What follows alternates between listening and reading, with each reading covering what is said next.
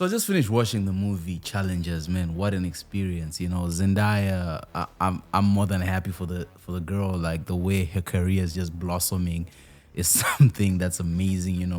What they did with Dune. I felt like Dune made her a superstar. No Spider-Man and everything that's been happening in the past few years really made her a superstar. But with this movie, I felt like this was a Zendaya movie. With Dune, you have the whole culture following of the film, right? So you have a whole culture centered around it. With Spider-Man, it was more of a Tom Holland. Dune, you could say it's a Timothée Chalamet. And with this movie, Challengers, in my opinion, it felt like a Zendaya movie. She's on the poster. It was all about her. So the pressure was on her, and we were there to see her performance. And I think she did an amazing, amazing job in the film. The acting, I bought it. Like the way I like the way that in the film they tried to showcase how, I would say, from a man's perspective, how men view tennis when you're watching female tennis players, how some of them are super attractive, and that's the thing, you're like, whoa. And how those clothes that they wear, they just make them seem like super sexy athletes. And I think they were going for that. It was a film that was highly sexual, but it never really did that thing. It's like it took you on, turned you on, but never gave you that satisfaction that you were going for, which is something that I think the first person who was given the trailer, who had the job to make the trailer, tried to sell, to say, this is what this film is about. And it's something that I really, really worry about with a lot of films, and because I feel like a lot of these trailer makers, right, they have this idea of, oh yeah, let's make it about this, and create this expectation within the audience. And we go to the theater expecting like, oh shit, this film is gonna be about sex, it's gonna be about this, and then you show up and it's totally different. And that undersells the movie, because I feel like if you lose an audience who are like, I don't want to watch more sex on TV, right? You lose an audience and you take away from the story, which is what I thought happened in this. I mean, you do get that, what we got in that trailer, but you also get more to the story, I was expecting her getting injured within the first 10 minutes of a film, but that doesn't happen that way, which is still fun because you're anticipating what's going to happen, right? So in summary of the movie, what happens is Zendaya's character is a protege. She's the next. She's coming up, but instead of going pro soon after high school, she decides to go to college and then becoming pro. So for a lot of us, I don't watch tennis, so I don't really know how tennis works. And then you have this other character, these two characters, the two guys, Patrick Zweig, who wants to go straight pro after high school. And then you have his friend Art, who also has like Zendaya's idea.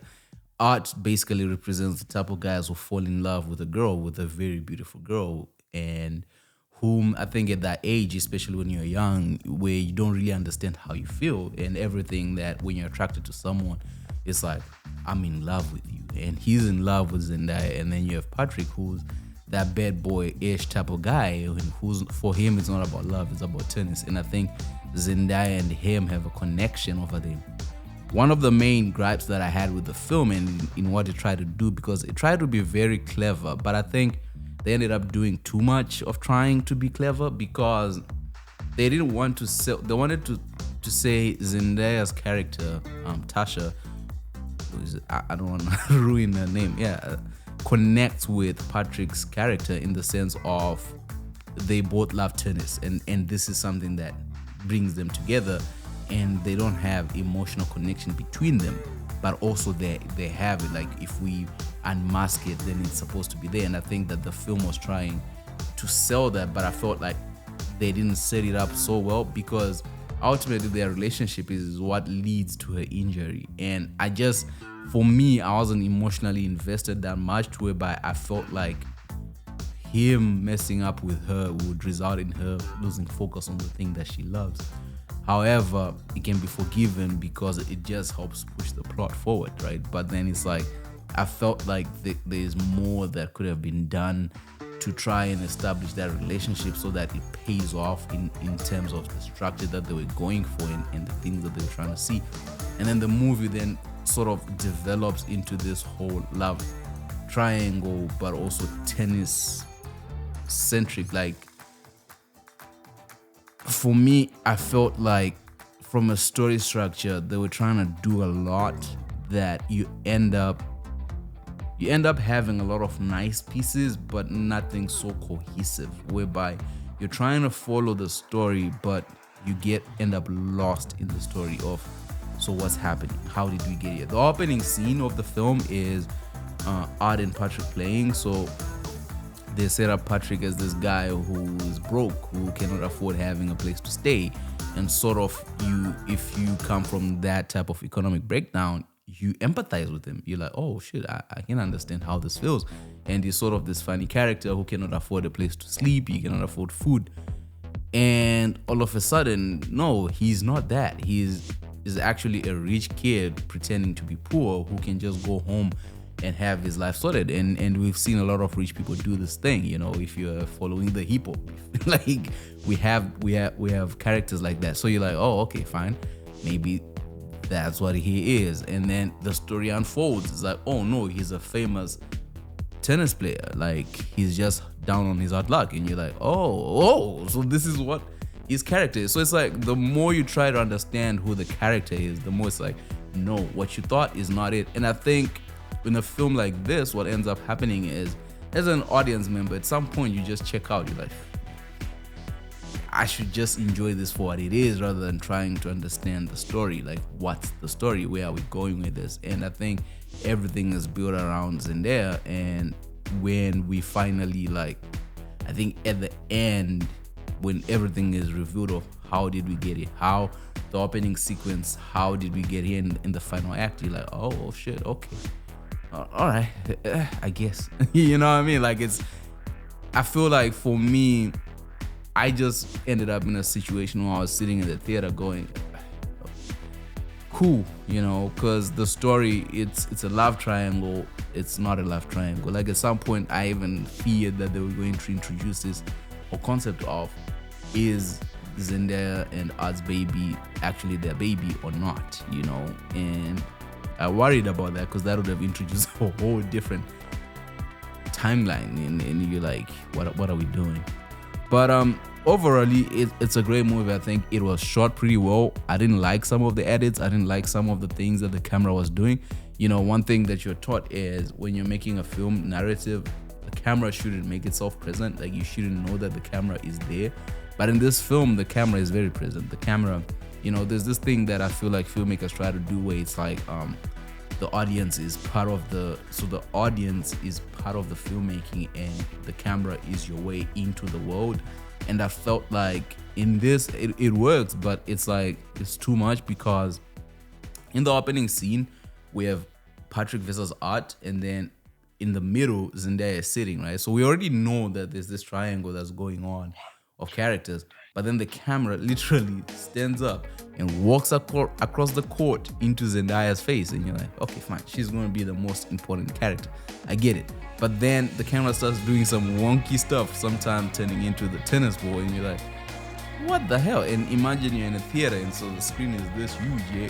You're like, okay, all right, at some point, and I think it's understandable what they're trying to do, because at the end of the day, tennis is not a fun sport to watch if you're not into it. And I think that's for every other sport. It's like, as long as you're not in it, you don't really enjoy it. And narrative wise, it's difficult to create a 2-hour movie and make people sit down and be like, all right, let's watch. A lot of us know tennis based on certain things. Serena Williams, Novak Djokovic, Andy Murray, like those guys, when they do crazy stuff, we watch some highlights like, oh, this is impressive, But overall, I felt like the cinematography was quite okay.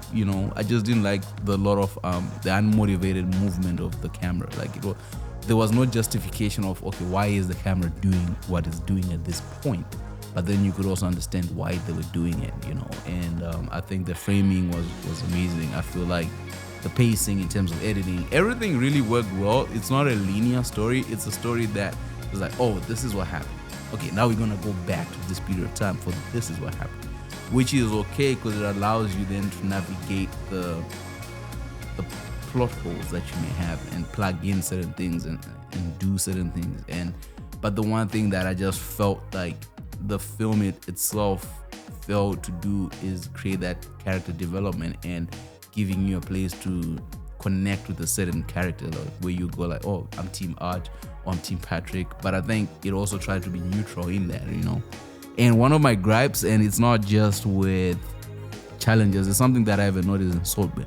I don't know if it's because I'm straight, right? Like, I don't know. There's just something very uncomfortable about watching male penises on screen. Like, there's just something where you're like, ugh. It's not flattering. It's not sexy. It's not anything. And it's something that when I watched Saltburn, I was like, maybe it's just my reaction because, and when I was in theater, the women were like, ugh, and when you try to think about psychologically or in terms of studies or things that people say, where they're like, men are attracted by what they see and women are stimulated by the mind. And I feel like, I don't know if for gay guys, they enjoy watching male penises, and then that's why, to cater for them as an audience, we put them in there. And not just gay guys, but every other member of the LGBTQ who might maybe enjoy watching male penises on screen. If that's that, then fine, we'll just have to suck it up. But then, like, for me, it feels like it takes away whatever point you're trying to make, because if you're in a male locker room, the last thing you want to do is look at another man's dick, like what the fuck? But to each their own. I just felt like that took me out of the movie. That was jarring. Like, I learned this term, like I never really knew when to use it, and I felt like for me that was jarring, but it is what it is, man. Overall, the film is good. It's worth the watch, it's worth going to the theater for. It's not gonna change your life, it's not gonna teach you a lot, but I think that it's entertaining and it does what it promises you to, give you an escape for those 2 hours of your time, and if you can understand the story, man, because at the end of the day, I don't really know what the theme. I feel like the theme of the film was, some people love something so much that they're willing to do anything to get to it, which in Zendaya's character was, she was willing to use art love for her to do the thing that she couldn't do. But then it's always like, why? What does she want? And I just felt like there's more that could have been done, but it is what it is. It's a beautiful movie. Go check it out. Let me know in the comment section what you guys thought of the movie if you already watched it, and which other movies I should check out. See you in the next one.